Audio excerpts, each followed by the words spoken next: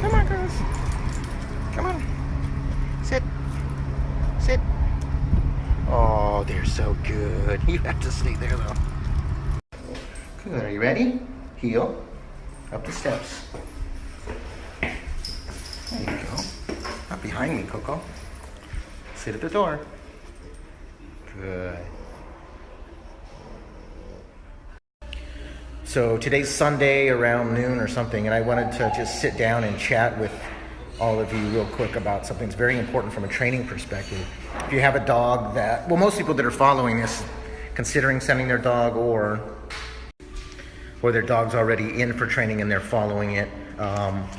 So one thing from a training perspective, if your dog is always wanting to go in the opposite direction that you want to go, for example, if you pull to the right and he pulls to the left, it's important to not always let your dog do whatever he wants. One of the things that I teach people a lot is don't look at what your dog is doing, but look at why your dog is doing it. So for example, if he pulls to the left, who cares if he pulls to the left, right? It's not a matter of, the point isn't what he's doing, which is pulling to the left. The point is why he's doing it, which is to control. He wants to control everything. If you pull to the right, he wants to go to the left. You pull to the left, he wants to go to the right.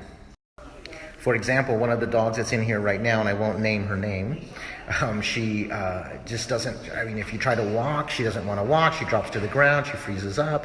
If you wanted to go to the right, she wants to go to the left. And there's nothing wrong with her.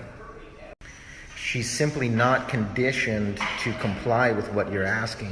And most dog trainers, what they do when they first get a puppy and they first take the puppy home, or if they get a dog from a shelter, whatever it is, they start training right away. And really what they're doing is they're actually conditioning the dog's mind to comply with what you're asking. Similar to going to school. If you haven't been to school for a while or you haven't read a book for a while, you're always on the internet. When you start reading and trying to comprehend things, it can be tough. So before training, because it can help when your dog comes in for training, or if you're following my story and you're just interested in maybe doing some cool things with your dog, put a leash on, go with a mild corrective collar like a choker chain, and start simply working on compliance. But that choker chain needs to be thin and fitted, something that's not snug, but that cannot fall off on its own. Put that on them with a nice little 4-foot, 6-foot leash. Go to the first door and make your dog sit. And if your dog doesn't sit, give a little correction. You don't have to be hard. If you want to be super soft, be super soft. If you want to be a little more firm, you can be a little more firm. It might depend on the size of the dog or the dog's character or temperament. But don't be afraid to let him know he has to do it. When you're walking him, be a little firm. Give some little corrections. And every session that you do, you want to increase that a little bit. Ask a little bit more and make sure that you are, making progress with him.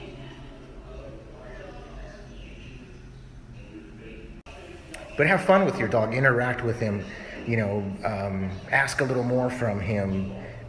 Challenge him a little bit. Something new. If you get that down, and try it when there's a dog walking by or there's a distraction. But at the end of the day, just have fun and do something with your dog too. Jack, buddy. Good boy. Heel. Come on. I know. Shake it, buddy. Pay attention. Jack, sit. Good boy, bud. Good boy. Jack's heel. Boy. Pay attention, bud. Good. You know what you got to do here. That's a good boy, buddy. Okay, go potty. Jax, sit, bud. Sit. Good. Good boy. So I'm seeing a big change in Jax. It's like a transformation. He's doing really, really well in his training. When I first got Jax in, he didn't want to sit. He didn't want to walk. He was just completely disrupted by everything around him. Very reactive to his environment, which he's still reactive, but making great progress with him, and I'm super happy about it. And I'm doing more and more off-leash stuff with him, which is really, really fun, really exciting. He's going to end up being here a little bit longer than what he was originally intended to be, but we're going to make even more progress with him, so I'm really looking forward to sharing that with you too. We're back at the Camarillo shelter again. We saw another dog that we like to maybe be a service dog, so we're going to check it out. However,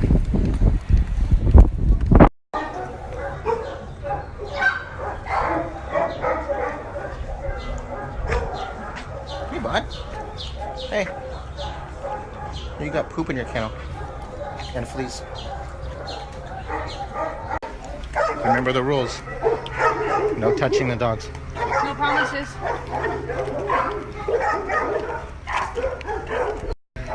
Look, I've dealt with animal control in the past.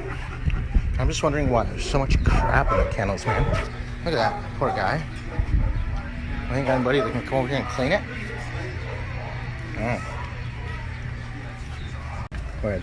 So we just walked around to all the kennels that we thought that he would be in, and I guess they had removed him from the website, so he's probably already adopted out. Bummer. And he was just listed today, right? Yeah, he was just listed today. All right. Well, so good for him, but not good for us. So we'll come back. We'll get one.